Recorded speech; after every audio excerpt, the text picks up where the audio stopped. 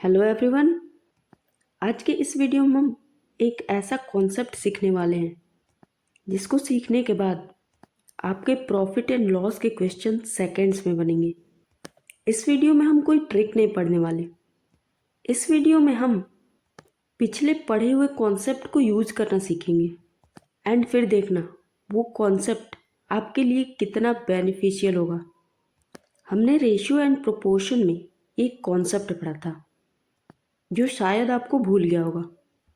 तो कॉन्सेप्ट ये था, जब भी हम किसी नंबर में, जैसे मान लो हमारे पास नंबर है 40 एंड 60, अगर हम इसमें सेम नंबर को ऐड करें या फिर सेम नंबर को सब्ट्रैक्ट करें, एक में सब्ट्रैक्ट करेंगे ये हो जाएगा -20 एंड यहाँ पे भी होगा -20, ये हो जाएगा 60, ये हो जाएगा 80। तो रेशियो एंड प्रोपोर्शन में हमने पढ़ा था कि इनके बीच का डिफरेंस एंड इनके बीच का डिफरेंस सेम होता है। सिमिलरली इसमें ये होगा 20, ये होगा 40, इनके बीच का डिफरेंस भी 20 है और इसके बीच का भी डिफरेंस 20 है। यहाँ पे चीज़ों को निकालना आसान था क्योंकि यहाँ हमें एग्जैक्ट वैल्यू दी गई है। बट क्या ये कॉन्सेप्ट रेशियो पे भी अप्लाई होगा? तो बिल्कुल ये कॉन्सेप्ट रेशियो पे भी अप्लाई होगा।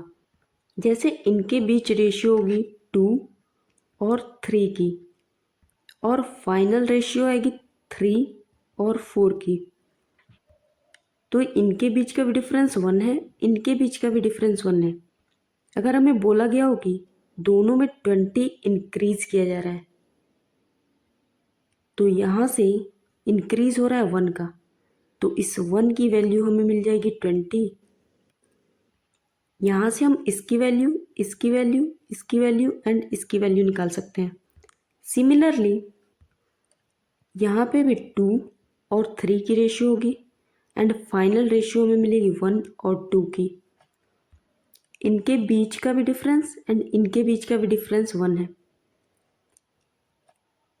अगर हमें बोला जाए कि इसमें से 20 माइनस किया जा रहा है, तो यहाँ से हम बड़ी आसानी से 1 की वैल्यू निकाल देंगे जो कि होगा 20 एंड उसके बाद इसकी वैल्यू हम निकाल सकते हैं। तो आपको क्लियरली दिख रहा होगा कि ये कॉन्सेप्ट रेशियो पे भी अप्लाई होता है। ये तो हमने रेशियो एंड प्रोपोर्शन में पढ़ा था, बट यहाँ पे हम प्रॉफिट एंड लॉस के क्वेश्चंस को करने वाले हैं। तो ये कॉन्सेप्ट प्रॉफिट एंड लॉस में कैसे अप्लाई होता है उसको हम सीखेंगे। मान लो हमारे पास सीपी है एंड इसको हम किसी परसेंटेज से इंक्रीज कर रहे हैं। मान लो इसको 20% से इंक्रीज किया जा रहा है, तो यहाँ पे हमें मिलेगा एसपी। हमें पता है जब हमें परसेंटेज इंक्रीज या फिर परसेंटेज डिक्रीज दिया हो, तो उस केस में हम सीपी और एसपी के बीच रेशियो निकाल सकते हैं। तो ये हो जाएगा 100 एंड ये 120, तो रेशियो मिलेगी 5 और 6 की। अब अगर सीपी में 20% इंक्रीज या फिर 20% डिक्रीज कर दिया जाए, सिमिलरली एसपी में भी 20% का इंक्रीज एंड 20% का डिक्रीज किया जाए, तो यहाँ पे हमें न्यू सीपी और एसपी के बीच जो रेशियो मिलेगी उनके बीच का भी इंक्रीज 20% का ही होगा। मतलब इसका सीधा सा है, जब भी हम सीपी एंड एसपी की रेशियो में से सेम परसेंट को इंक्रीज या फिर डिक्रीज करते हैं, ये भी मान लो y%, तो न्यू सीपी और एसपी की जो रेशियो होती है उसमें भी उतने का ही इंक्रीज होता है जितना इसमें इंक्रीज करने से पहले थी। जैसे अगर इसमें 20% था तो y% इंक्रीज करने के बाद इनके बीच 20% का ही इंक्रीज होगा जो न्यू सीपी और एसपी मिलेगा। बट यहाँ पे ध्यान रखने वाली बात ये है कि ये जो वैल्यू है एंड ये जो वैल्यू है, बट यहाँ पे ध्यान रखने वाली बात ये है कि यहाँ पे जो सीपी आएगा एंड यहाँ पे जो SP आएगा उसका Y% एंड SP का Y% कभी भी इक्वल नहीं होगा। यहाँ पे समझो, जैसे यहाँ पे 100 है एंड यहाँ पे है 120, तो इसका 20% एंड इसका 20% अलग अलग होगा। इसका सीधा सा मतलब ये है कि जब भी हम CP एंड SP की रेशियो में किसी भी नंबर को ऐड या सब्ट्रैक्ट करते हैं, दोनों में सेम नंबर होना चाहिए। तो न्यू CP और SP की जो रेशियो आती है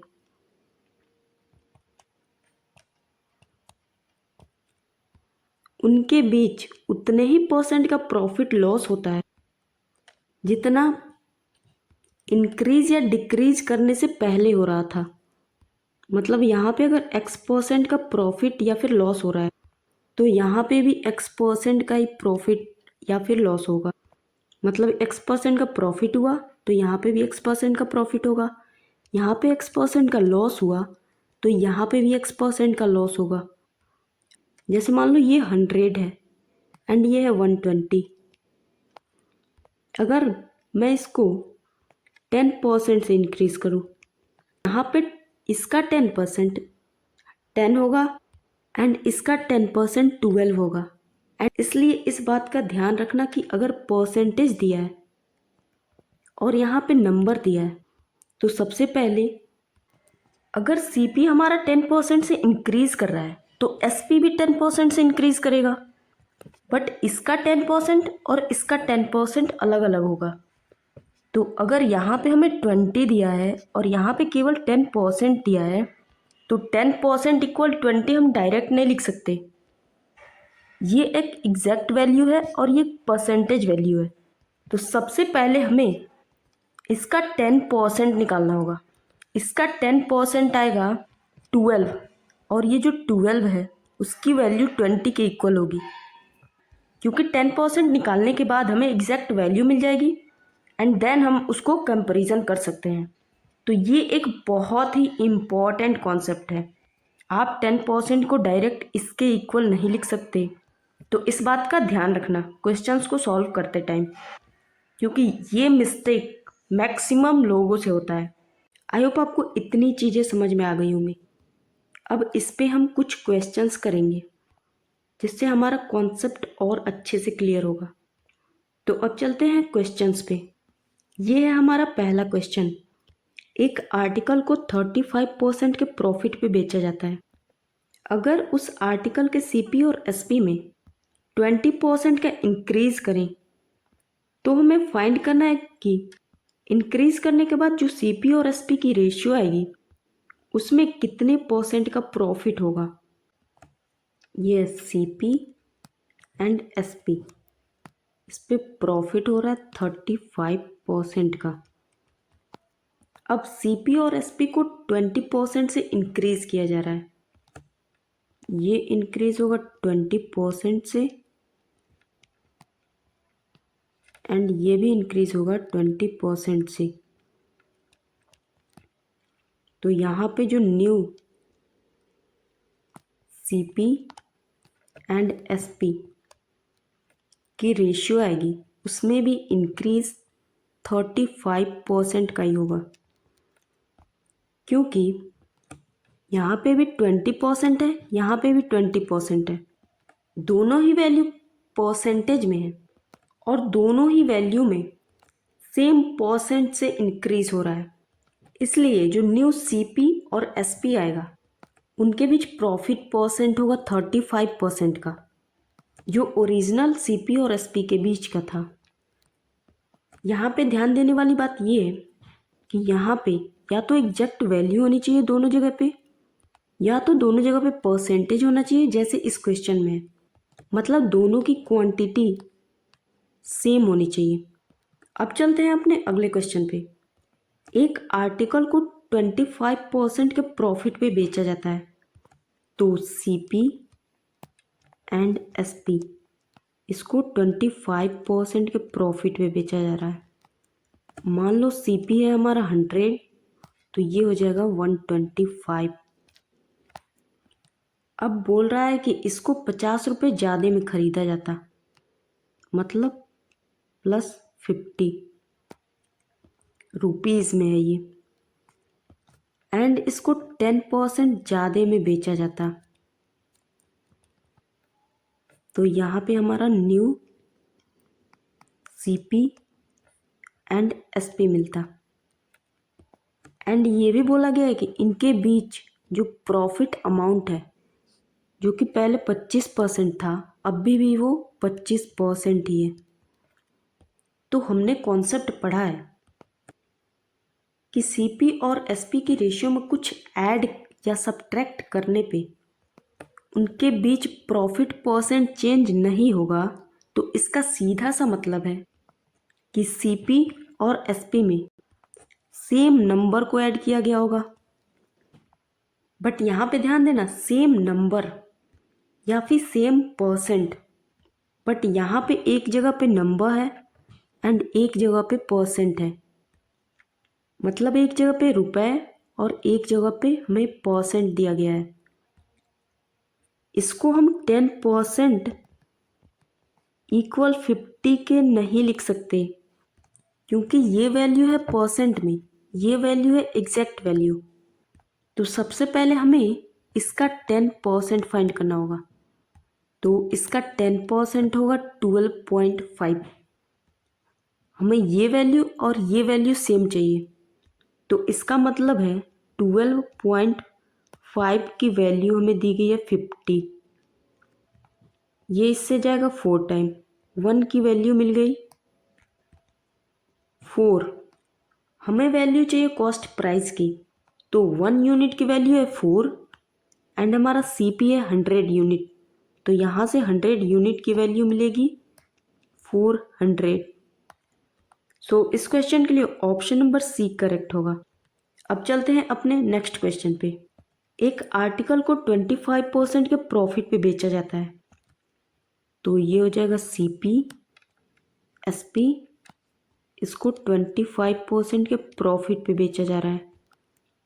अब हमसे बोला गया है कि कॉस्ट प्राइस को 20% से इंक्रीज किया गया है।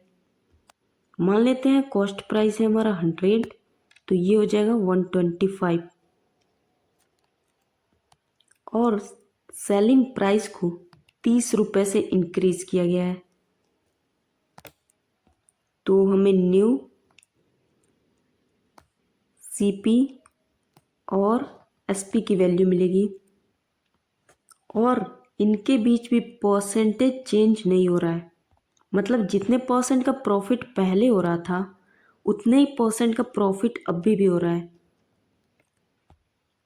तो हमने कॉन्सेप्ट तो पढ़ा है कि अगर ये चेंज नहीं होगा, तो इसका सीधा सा मतलब है इनमें सेम नंबर को ऐड किया जा रहा है।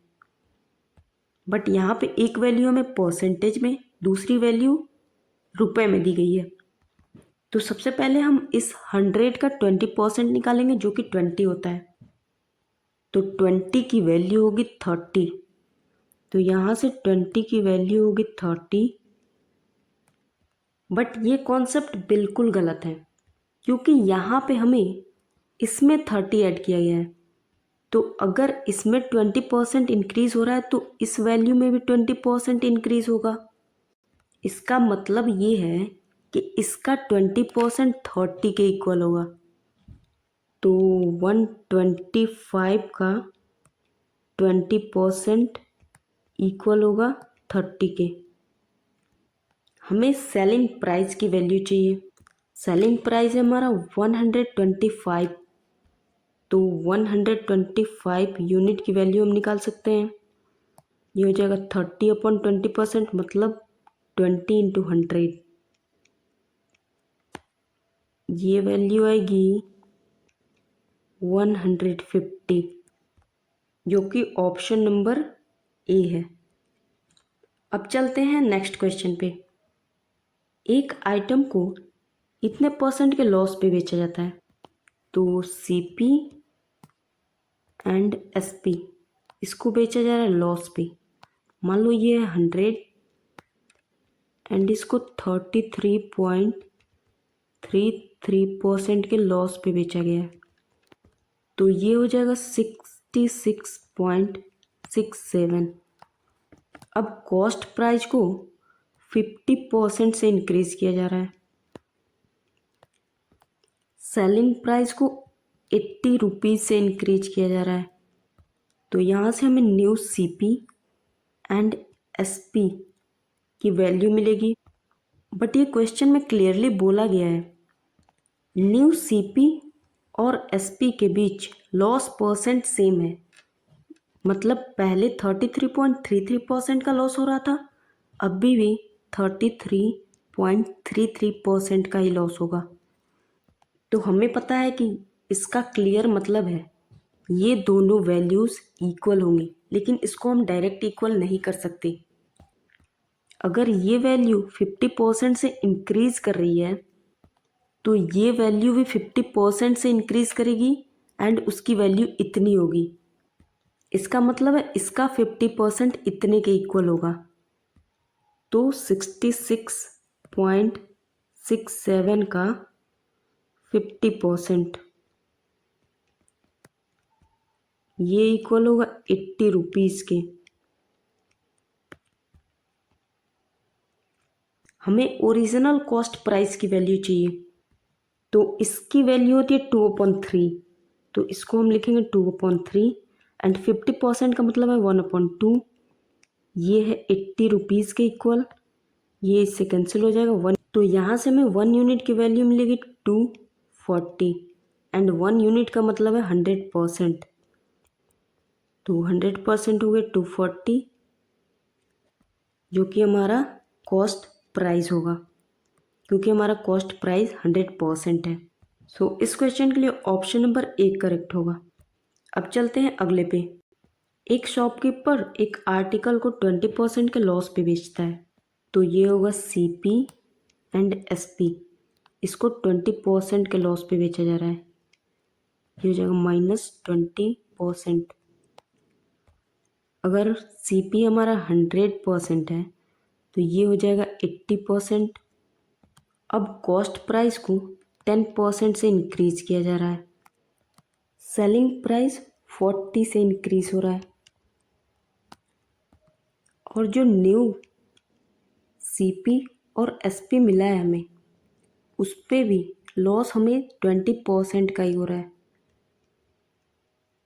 तो इसका मतलब है ये दोनों वैल्यूज़ इक्वल है।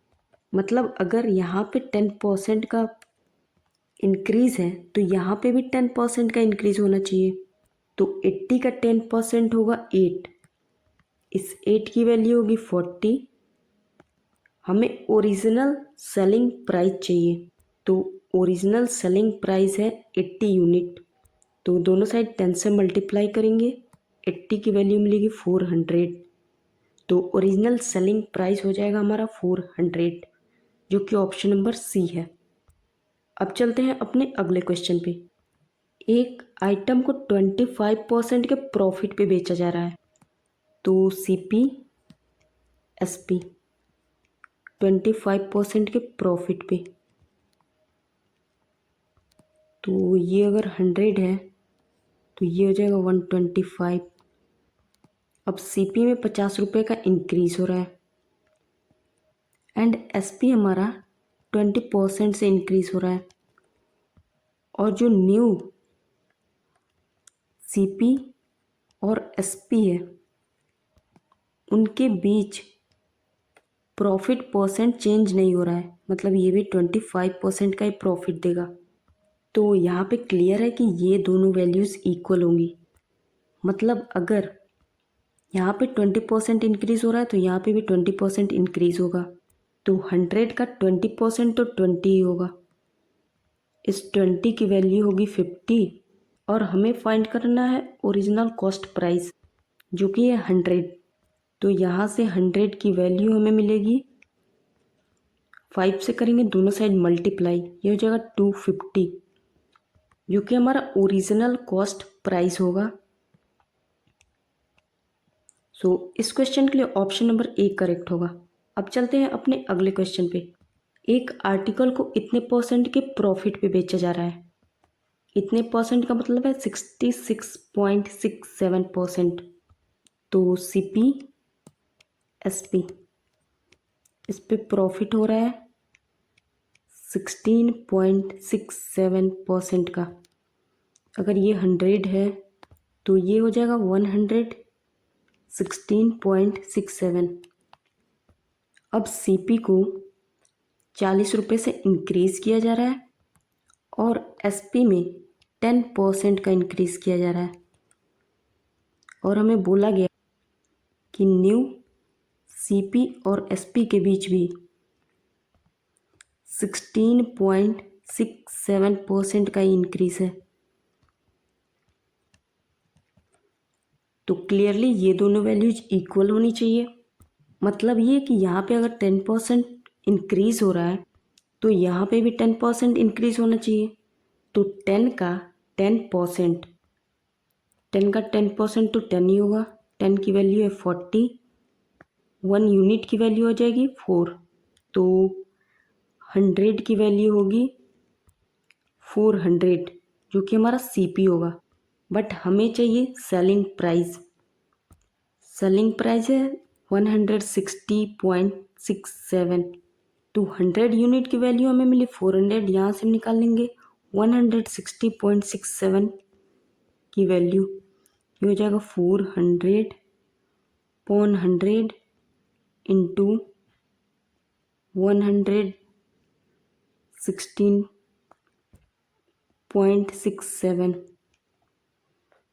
ये इससे 4 से जाएगा, यहाँ पे वैल्यू हमें मिलेगी 466.67, जो हमारा ओरिजिनल सेलिंग प्राइस होगा। सो इस क्वेश्चन के लिए ऑप्शन नंबर बी करेक्ट होगा। आई होप आपको यहाँ तक सारी चीज़ें बहुत अच्छे से समझ में आई होगी। ये रेशियो एंड प्रोपोर्शन का बहुत ही इम्पॉर्टेंट कॉन्सेप्ट है जिसको यूज़ करना आना चाहिए। आप देख सकते हो इससे क्वेश्चन कितनी जल्दी बन रहे हैं। तो आज के लिए बस इतना ही। अब इसका नेक्स्ट एप्लीकेशन हम अगली वीडियो में देखेंगे। तो मिलते हैं अपने नेक्स्ट वीडियो में।